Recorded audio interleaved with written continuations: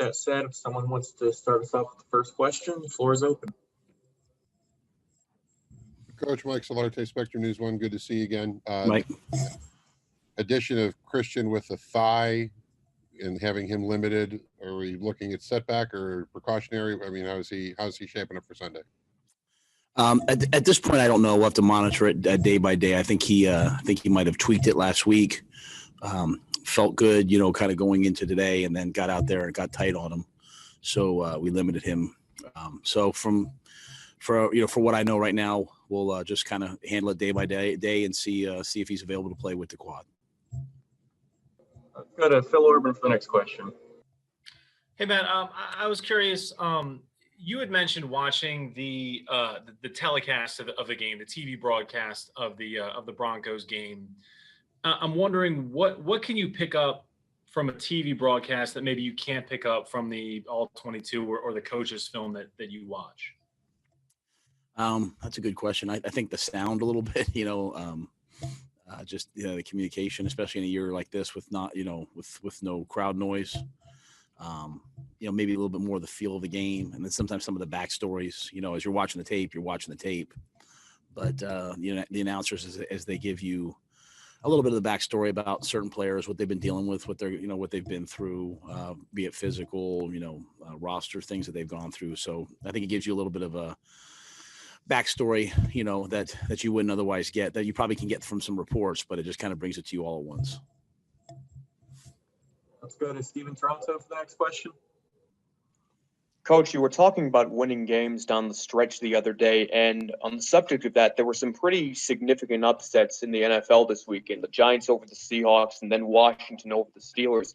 As you look at some of your opponents on your remaining schedule, particularly Green Bay and New Orleans, who both have winning records, do you look at those examples as things to tell your guys, hey, we can do this, or we're capable of this?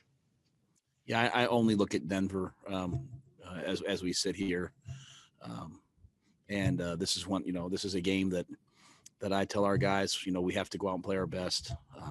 We have to find a way to win this game. I don't think our guys have any question or doubt as to whether we can play with anybody when we play well. I think there's only been one game this year that really got away from us, and that was in the second half. I think our guys have showed up every game ready to go, and they've been in every game, and they've had a chance to win at the end. And so as we get ready for Denver, we know Denver's going to be ready for us. We're ready for them. And, we're anticipating that we'll go out and battle, fight, scratch, claw, take it to the fourth quarter and try to make one more play and win it at the end. And so that's where our focus is, on nothing else other than just this game. Let's go to Darren Gant, followed by Joe Person. Matt, with so many defensive linemen either not available or on the list, do you have to be kind of scheme flexible this week, or do those guys who are on there right now have to be prepared to play 60, 70 snaps full load? Well, we've kept a lot of guys on the practice squad that we have confidence in, that can be elevated, that know what we're doing. And I think the guys that are going to be available on Sunday have to be ready to play, play 60, 70 snaps, as you said. So we'll go through the week. We'll see who's available, and we'll go out there and ask those guys to empty their tanks and play hard and play for a long time. And if we elevate someone from the practice squad, and we've done that so far this year before, I trust those guys. I know they're good players. They'll play well. Hey, Matt, I have two. First of all, how and where did Christian tweak his thigh last week during the bye? I don't know. I think just sounded like it's part of his, his working out and his training.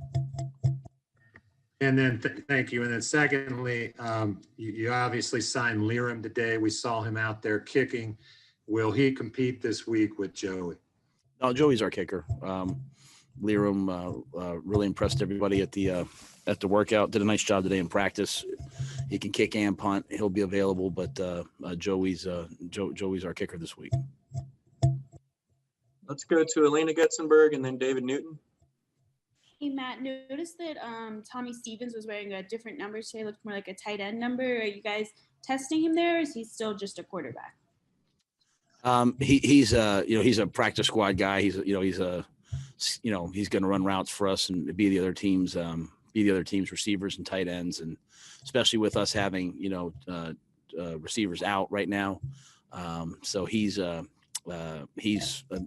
many things. He's playing quarterback, he's playing tight end, he's playing receiver, he's playing on special teams. He's given us a look, and I think it's great. He's a versatile player that, we think really factors into our future. And, his versatility is something that we'll take advantage of. But right now he's just, serving that role of giving us a look at the other team.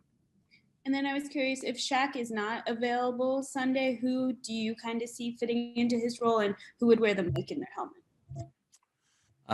That's a great question. It would be Jermaine or be Tahir, BAG, Darius, if he's able to go. He's back practicing with us. So we have lots of different options there that we feel good about. Hey, Matt, I'm wondering if you've ever gone back and looked at the Panthers and Broncos from 2015. Now, that has nothing to do with this game, but just kind of when you're building a team like you are now and looking at what happened to that roster to get it to where it is now, if you've ever studied that, and what were your observations? I had to think about my observations. I'd hate to, speak off the cuff. I've gone back and watched those films. I've gone back and watched really the game before that too. Is a great game to watch, the Cardinals championship. I think it was a Cardinals championship game, right? Just watching Luke and Thomas go sideline to sideline, and that was something that really stood out to me. But yeah, nothing of real substance at this moment, And let's go to Jonathan Alexander for the next question, followed by Mike Solarte. Hey, man, hope you're doing well. Question for a story I'm working on. What was the first time you noticed or that Brian Burns, what particularly did you see from him that you really noticed, like, oh, he was going to be really good for you all this year?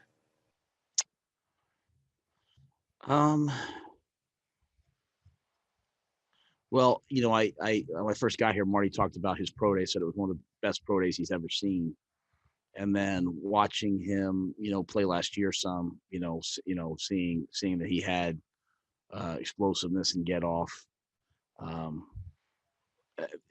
so I came in with an expectation of, hey, he's going to be a really good player. And then I just think seeing him grow over time, such a unique year in that we didn't get a chance to see him in OTAs. But I don't know that I can put it on one moment. There was a play early in the season. I think it might have been Tampa Bay or it might have been the Raiders where we dropped him into coverage and they threw a ball and he broke up and made an unbelievable open field tackle, like a big time open field tackle for a defensive end / outside linebacker. I remember on the sideline being like, wow, that's really impressive. And I think the thing about Brian is his versatility allows him to be used in so many different roles. And, we're able to play him, in several different roles, much like we do with Chin. And but I think that moment, I came with a high expectation for him, and that one moment really stood out to me. Coach, as you look at Denver, do you kind of see yourselves in the reflection of that? Teams that have been in a lot of games could come up short in close outcomes, had a couple get away from you. I mean, are there similarities in maybe the way you guys are your seasons are going, and is there anything there that you can see that in those losses that they've had that you guys might be able to take advantage of? Well, I mean, I think when they're at their best, like you go back and watch the Dolphins game, they had, I think we have them down for like 34 pressures. They had 6 sacks. They ran for 189 yards. Coach Fangio is someone that I have studied and looked up to for years. And so, they have the formula, and you go back, I like to go back and watch the games that they've played their best and won, and they do those things, at a high level.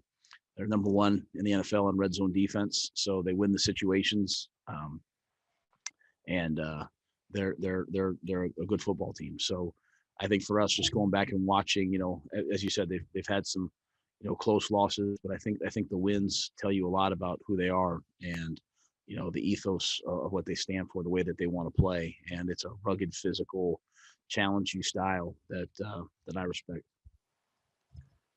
Next question will go to Sharon Thorsland, followed by Skylar Callahan. Hi, Coach. I wanted to ask you a little more specifically about the Broncos and their running attack. I know they've got a pair of really good backs. What do you see out of those guys, and what kind of a threat do they pose? Well, they have an excellent offensive line. They have the ability to run several different schemes. A lot of teams we face, hey, they just run outside zone, or they just, when you face the Broncos, they run outside zone. They run, pin and pull series. They run one back power. They run inside zone. They run counter. So you have to defend, several different run schemes, and each scheme, both, really all three backs can run. Then they also add in, because Locke is such a good athlete. They have zone read series. They have run tag RPO series. So they have a lot of offense that you have to be prepared for. And as I said, that Dolphins game, you see those numbers, it's sobering in terms of what they can do. And you can't, as I said, you can't just really pinpoint any one thing. They've got good backs, they've got good linemen, they've got good tight ends, and they have, a multifaceted attack to prepare for. Hey, Matt, you've said a few times that you want Carolina to be a serious football place. And kind of looking back at your two previous stops at Baylor and Temple, you had to do some rebuilding there, obviously. Do you see any similarities in the first year of each stop? And have you seen similar progress in that first year?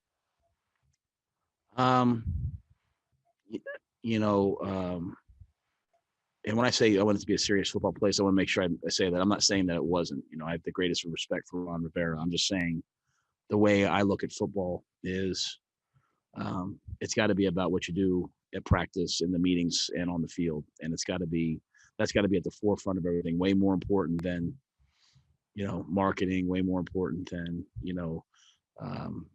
hype. It's got to be about the football. So, and I know Ron was the same way, so I respect him greatly. I think those other places were different situations. I think, I go back to year one at Temple. We came down the stretch. We lost so many games, like at the very end of the game, on Hail Marys, on, last second touchdowns, heartbreaking losses. But the one thing we did was we always came back and we battled and improved.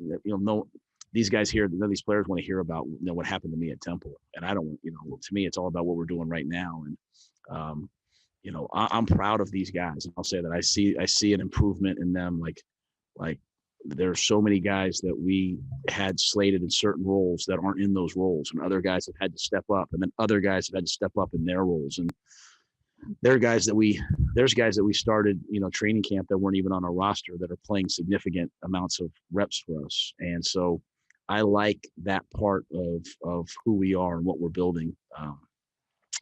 Sometimes, and I want to say this really clearly, sometimes you're not winning, so you think it's not working, but it's working. You're just not winning yet. And if you keep doing it, it'll continue to work and work and work, and then you'll start winning, and you came by it the hard way, the right way. So we haven't won at the level we want, and that's frustrating, and it can discourage you, but it doesn't mean that you're not making progress, and it doesn't mean we're not getting better. It doesn't mean that we're not improving. And so this is a game of production. We have to produce. We're not sitting here saying, hey, look at us, we're getting better. But I am proud of the work ethic of many of the guys. I am proud of the way that they're moving forward. And so I think that was the lesson I took from my last two stops. The first year was get the culture right, get the philosophy right, get the work ethic right.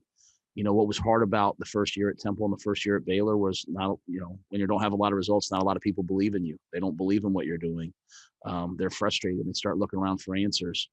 But it's the guys who hang in there with you when it's frustrating that you want to win with. And when you start winning, everyone believes in it and everyone buys into it. And I always have a special place in my heart for the guys at Temple year one, the guys at Baylor at year one that bought in and did everything I asked, even though we kept losing. And eventually those guys, they all could call themselves champions at some point. So we'll just keep grinding away and keep working and trying to improve. And we have a lot of guys here bought into what we're doing, and we'll just find a way to improve. And hopefully that means that we find a way to win this week. We have 3 more questions. So let's go to Scott Fowler, followed by Joe Person, and then finish with Elena Getzenberg. Yes, Matt, I wondered if you had changed anything in your own approach this week, given the high number of positive COVID tests you're dealing with. As simple as, did you remind the players, that you guys are kind of on the precipice here of a bad situation that maybe you're coming back from or whatever? How did you handle that? Yeah, I talked at least on Monday when we got back together. I tried to talk very directly about the situation. That a reminder that we can't get together outside the building. A reminder that we have to be very cognizant of who we're around. Whether it's it can be health providers. A reminder of the protocols that are in place. A reminder that this isn't for me even about competitive, like, hey, I want to have everyone ready to win. This is about, I want you to be safe. A reminder that we have guys with pregnant wives on the team. So just kind of a go back through all the procedures, the protocols, the responsibility, and at the same time, making sure that they know that we're here. If, Dr. Gritter's here, we're all here if they have anything that they need. When you look at the numbers across the country, when you look at the numbers, in the region, and then you look at the numbers in the NFL and the numbers here, I mean, I think we're defying gravity in many ways, and it's been an excellent job by so many people, but just a reminder of the protocols and procedures and everything that we need to do to make sure that, this is the tail end of anything as opposed to the beginning of something. Hey, Matt, I just want to follow up again, just quickly, Christian. Just what was your reaction when you heard about the thigh? I know you guys he got himself healthy with the shoulder, and now he's dealing. Just get him treatment and see if we can get him better. I know how badly Christian wants to play. I know how badly Christian wants to help the Panthers win. So I feel bad for him, just like I feel bad for anybody when they're banged up. So, just when we were at practice today, I just monitor them, limit them, and see if we can't help him get healthy. Hey, Matt, I was curious just to check on Dante. I know he was limited today, but there are things moving in the right direction with him where you could see him back on the field Sunday? Yeah, I think so. We're expecting Dante to play this Sunday. That was just a volume limitation by us, just making sure we don't do too much with him. Wanting no setbacks, before we kind of, get him out there. And then I was curious, I know you guys have been in this situation before, but if you have any number of guys come off the COVID, let's say Saturday, is there any hesitation on your part from not playing those guys because they weren't available to practice this week? I would take all of that on a case by case basis, depending on when they're free. The unique thing for us is we obviously had last week off too, so that for a guy that doesn't practice, that could be a 2-week layoff. So what kind of health are they into? So I would take each of that on a case by case basis based on who they are, how much football they've played, what shape they're in, and also how they feel, and then also what day they're if anyone does come off. I think we had Greg Little and Alex Arma came off today. So if anyone comes off Thursday, Friday, Saturday, then we'll look at each one. All right, guys, that's going to do it. Coach, thanks for stopping by. Yeah, thank you.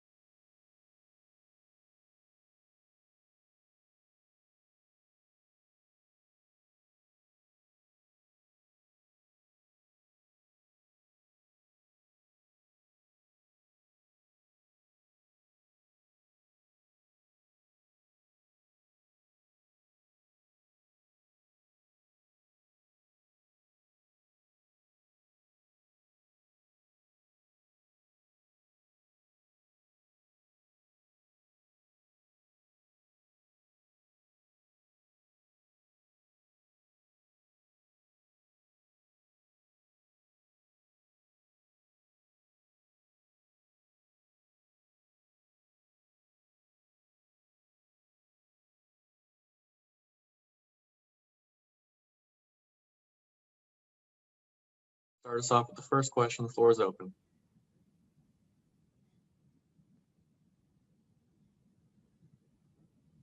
Hey Teddy, I'll jump in. How did you spend your bye week, and how different was it with all the protocols? And I'm sure you couldn't do everything you wanted to do. Yeah, honestly, just spent my bye week reflecting on the way things have been going this season. Trying to stay active a little bit, but it's just good to be able to have a week off, get healthier, and try to make a run for these next couple of weeks. Let's go to Mike Solarte and then Scott Fowler.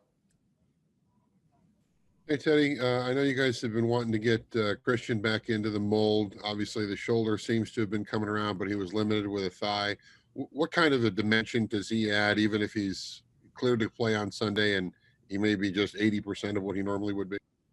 I think, man, when you watch Christian play, the tape speaks for itself, and that speaks for that answers that question.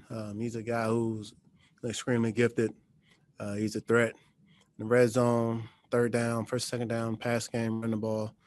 He brings a lot to the table. So we're glad, when he's out there and, whatever he may be battling through, he's a guy who's, a extreme competitor and he wants to fight through everything and be out there for us. So, we're excited that he's on this team. We have the opportunity to just have him back. And just a quick follow-up, as far as coming off the bye and getting Denver, you've had a little bit extra time to watch them. They had the night game at the end of last week that you could watch against KC. What do you see from those guys defensively that you can try to exploit? Yeah, it's a defense that's very sound. You can tell that those guys are coached well. They do a great job of just, complimenting each other, whether they're dropping in coverage, as you see guys passing things off. If they're rushing the quarterback, those guys understand their rush patterns, and those guys make some plays on the back end. So we're aware of, some of the strengths that they have, and, we want to try to take advantage of some of the weaknesses that we may notice. Eddie, when you say you spent the bye week reflecting or part of it, what sort of conclusions did you draw from your reflections about this season, your performance, whatever you were thinking about? Yeah, honestly, I was just thinking about everything that coach is trying to do around here. And, obviously when you're losing, it's easy to point out the negatives. And, I found myself, pointing out some of the negatives, but at the same time, making myself aware of some of the positive things. In the grand scheme, we want to win football games, and, that's the overall goal. But, I was able to, notice some of the small victories that we're accomplishing around here. And, what's unique about it is, we've dealt with so many obstacles, as other teams has throughout the course of this year. But, to be where we are, at this point in the season, speaks a lot about the type of man we have, playing for this organization and coaching. Let's go to Vashti Hurt and then Phil Orban. All right, Teddy, to kind of piggyback off of that, you posted on Instagram yesterday about, I guess, your self-assessment that you went through or that you had during the bye. And then you said that you had to shift your mindset. I just was wondering if you would kind of elaborate on that. What you mean when you said that you had to shift your mindset? Yeah, basically, like I just said, just, not spending so much time focusing on all the negative things. I think, it's contagious. It becomes contagious. When you think about all the things that aren't going well, you end up bringing that, mindset, that attitude to work, and you may be the guy who's bringing teammates down. I think, one of my biggest gifts in life is to be positive and to feed off positivity. So I think me shifting my mindset and getting back to just being a person that I know I am, had to look in the mirror and just point the finger at myself. Of course, I like to be playing better. So that's part of it also. But, the biggest thing is just my mindset as far as energy. Did you see some of that positivity waning, which is why you said that you had to kind of bring that back? And was that part of the, the tough games that the Panthers have experienced this season? Did you see some of that waning? Honestly, I did. But at the same time, it was just more so being a competitor. Like I said, you want to win these football games. And like I said, on the grand scheme, that's the ultimate goal.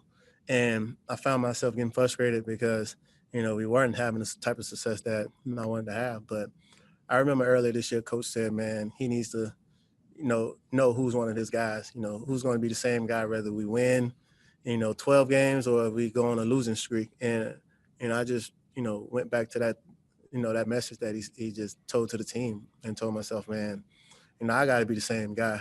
I can't be, super positive all the time, only because things are going well. I have to still bring joy to this team and bring positive energy because, it's contagious. As I go, if I give off that positive energy, it has a huge effect on that locker room. So I have to continue to just be the same guy every day. I can't get frustrated, in some of the things that are going on. I just have to continue to just focus on those small victories and ultimately the big victories that fall in place. Thank you. Teddy, kind of on that same point, Matt was pretty emphatic earlier this week when he was asked if, if the last 4 games are going to be any sort of evaluation. He said, no, like I told the guys, I want them to go out and compete and try to win games. I'm not worried about evaluations and things like that. What does that type of message mean to you coming from the head coach? And I don't think you've ever been in a situation where you've kind of been in that evaluation period at the end of the season, but I could be wrong. I'm just wondering if you could kind of reflect on that. It actually sends a loud message to the team that, it's not one of those deals where we just want to throw in the towel and, try to find out, what this guy and this guy can do. It's one of those deals where, we're his guys. He's our coach. He believes in us and we believe in him. So for him to say that message, it should travel throughout the locker room. It should hit home with guys that, man, this guy has our back. He's going to ride with us. When things aren't going well, when things are going well. It's one of those deals where you just get to just play football and be free. All right, guys, we got time for 2 more. So let's go to David Newton and finish with Sharon Thorsland. Teddy, kind of following up on that. So what does Teddy Bridgewater need to prove over these last 4 games? Honestly, man, it's one of those deals where I just got to be the best version of Teddy that I can be, and that's playing fast, getting the ball out of my hands, allowing my guys to make plays, being efficient, not turning the ball over, showing that we can win a game down the stretch in 2 minutes, scoring touchdowns in the red zone, being aggressive. I think if I could just do all of those things, I'll be able to walk away from this season pleased with, some of the things that may have happened. Hey, Teddy, when coming off the bye, now you've got the 4 games left of the regular season. What's the most important thing for you guys to go out there and do to really set the tone in this Broncos game? I think situationally we want to be a better team. 3rd down, red zone, 2 minute. We could just put those things together. I think we'll have a good chance of just, executing in this game. I think we do a good job of scoring we do a good job of getting points, putting together scoring drives, but they don't all end in touchdowns. We could just, finish drives with touchdowns and not field goals. I think we'll feel good walking away from this game. All right, guys, that's going to do it. Teddy, we appreciate you. Well, thank you.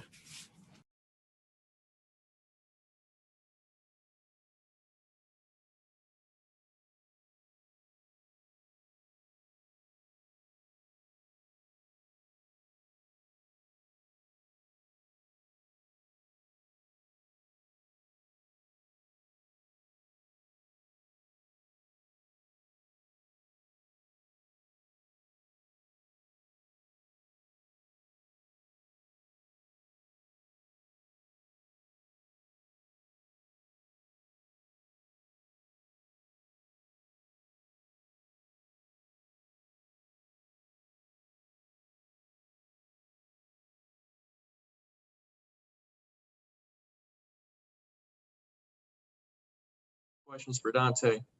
That said, if someone wants to open up for the first question, floor is open.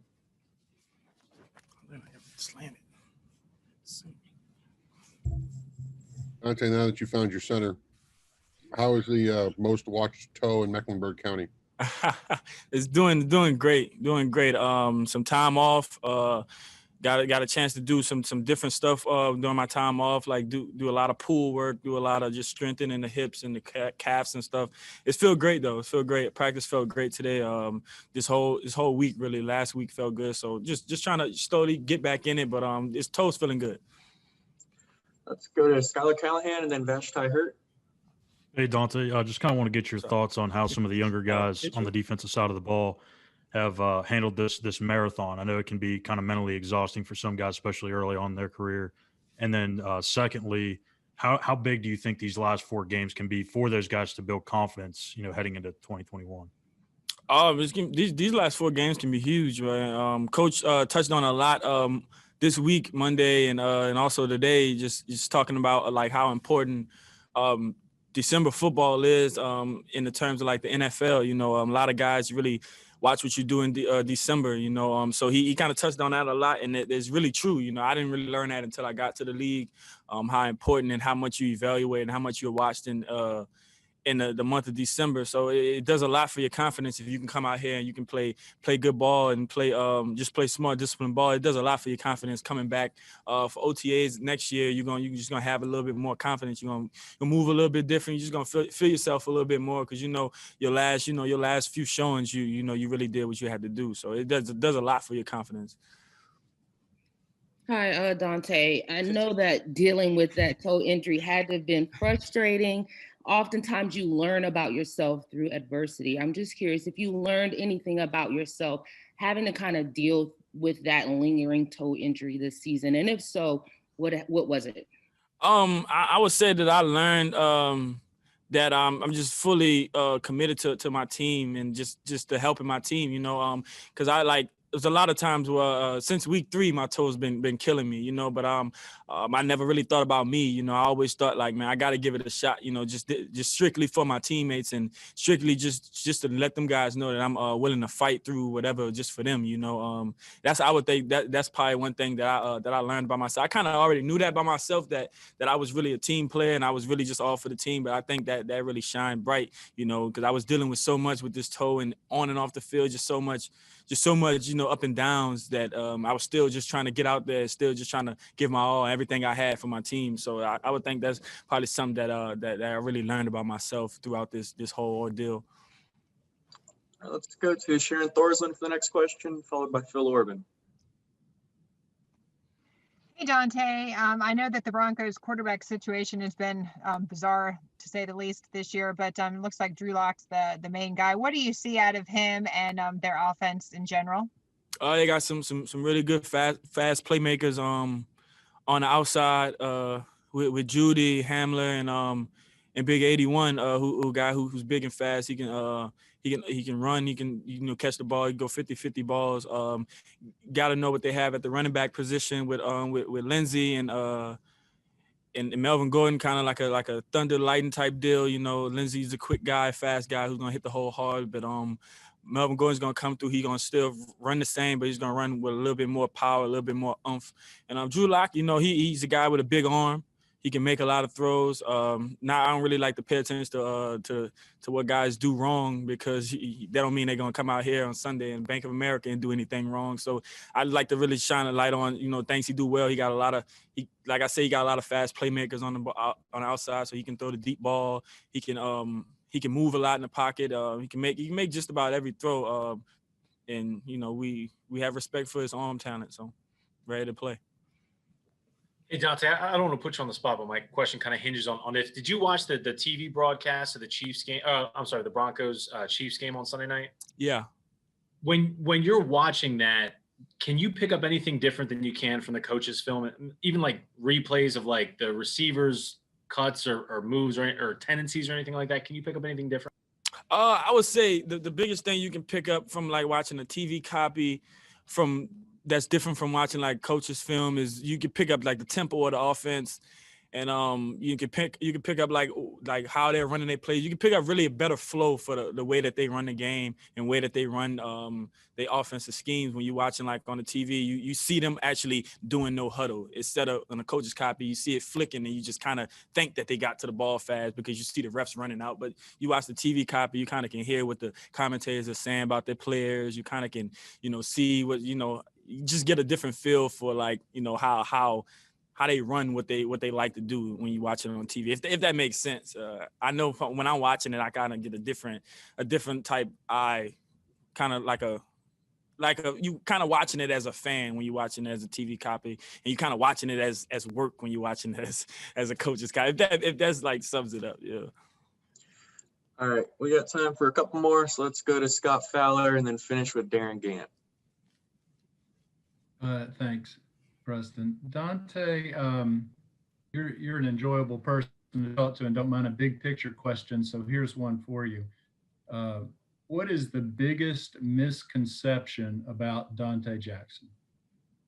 I'm not, I'm not sure. I really don't like to pay attention to what people say about me.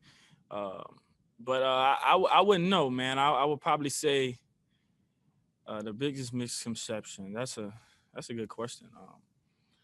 I wouldn't know. I probably would say I don't know, man. That's a head scratcher there. I probably would say that a lot of people don't really think I can cover as well as I can. People tend to know that tend to think that I'm just a big play every now and again, but I'm never really looking into the way I play the game, how competitive I am, and just really looking into how technical I am with my technique and stuff, but yeah, I would think to say that, but like I said, I really don't really pay attention. I'm not a huge social media guy. I'm not a huge, into anything. I just, show up and play ball. But I would like to think that, people don't think I can cover. People don't think I can tackle. People just don't think I can play the cornerback position. So it is what it is. Thanks.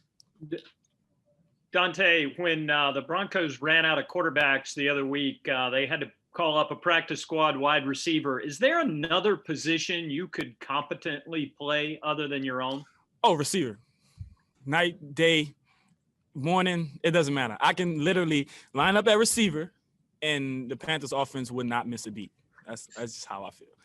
Yeah. Is there a lobbying effort going on here? You trying I got to go talk to Joe, man. I got to go talk to Joe. Hopefully, you know what I'm saying? Hopefully we can get some things worked out. But receiver, man, I would definitely go in the receiver room and it would be like I've been there since training camp.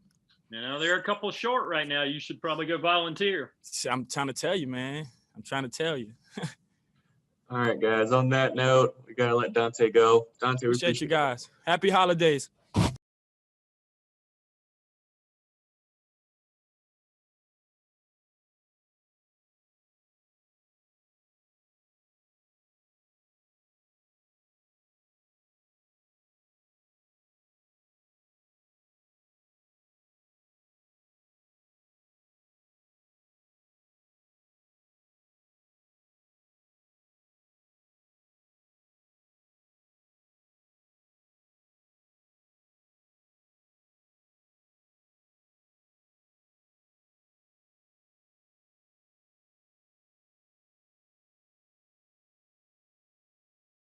Taylor, can you hear us on your end? I can. Perfect. All right, let's go to Jonathan Alexander for the first question. Hey, Taylor, how you doing? Good. How are you doing?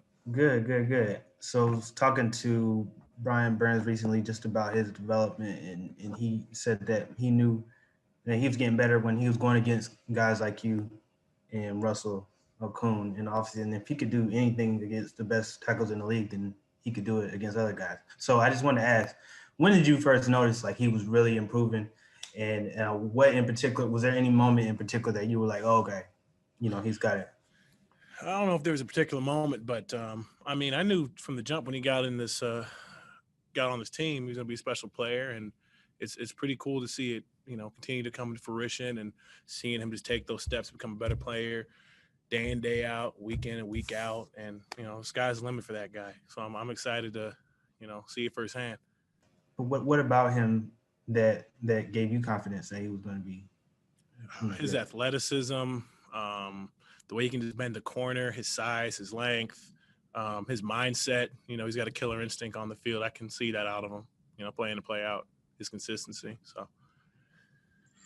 All right, let's go to Skylar Callahan for the next question, followed by Sharon Thorsland. Hey, Taylor, last time we talked to you, you'd said that you and the Panthers haven't had any contract talks or anything like that.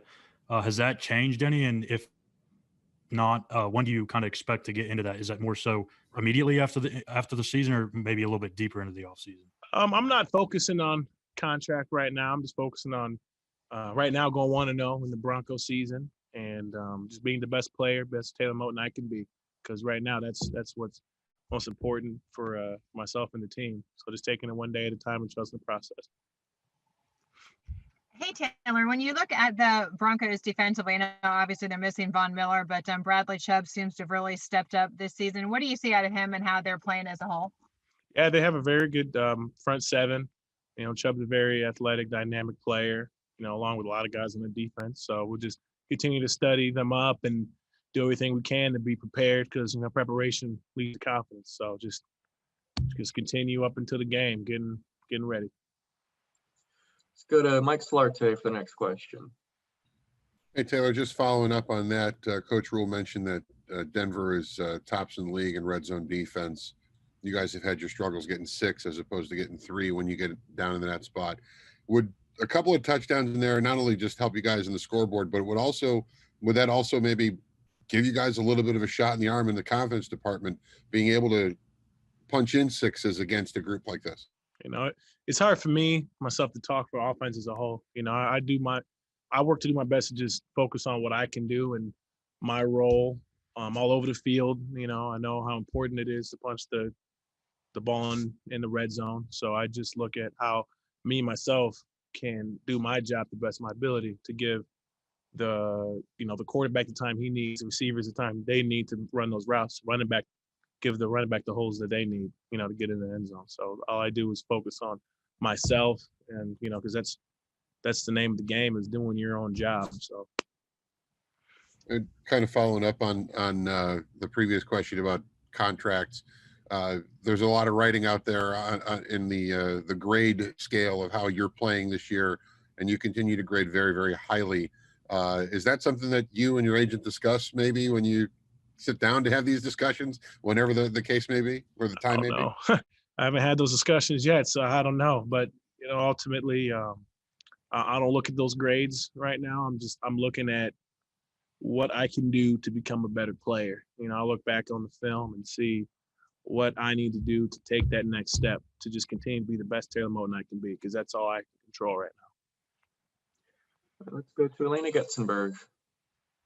Hey, Taylor, I was curious, you've stayed, knock on wood, very healthy. Is that something you kind of pride yourself? Yes. Is that something you pride yourself on, being available? And how do you kind of think about staying healthy and making sure you're always available? It just comes down to just doing everything I can off the field, making sure I'm on top of my recovery, making sure that I'm, playing to play hard, because, a lot of injuries might happen when you stop too early, you get rolled up on. So just little things like that. But ultimately, I don't think too much about it. I haven't. It's my 3rd year now starting, and like you said, knock on wood, no injuries. So, just doing all the little things outside of football to make sure I'm as fresh as I can be when the game comes. All right, guys, we have time for one more question if anyone has one for Taylor. I have one. Taylor, so I'm wondering, can you talk about, I guess, I've heard that, offensive lineman versus defensive lineman, there's a game within a game. Can you talk about, I guess, the offensive lineman's role in that game? Because I know defensive linemen, they want to see how an offensive lineman reacts to certain moves over and over again. Can you talk about from the offensive lineman's point of view? As an offensive lineman, I think one of the biggest words at this level is consistency. Making sure that playing and play out, you're getting a plus on your grade. Making sure that you're doing your job at the most consistent level you can. So ultimately, like I was saying earlier, comes down to a lot of preparation, making sure I know the guy who's in front of me. There's games within the games, like you're saying, and maybe he might get me on a move that maybe I didn't see, film, what have you. But the key is to make sure you learn and grow from it right then and there. So make sure that if you get beat on a certain play, you don't get beat on that same play again, or that same move rather. So, and I think that doesn't just go with linemen. That goes with, I think, a lot of positions on the field ultimately. But what do I know? I only played a line, right? So. All right, guys, that's going to do it. Taylor, we appreciate you stopping by. Thank you. All right, media, that's going to do it for player availability today.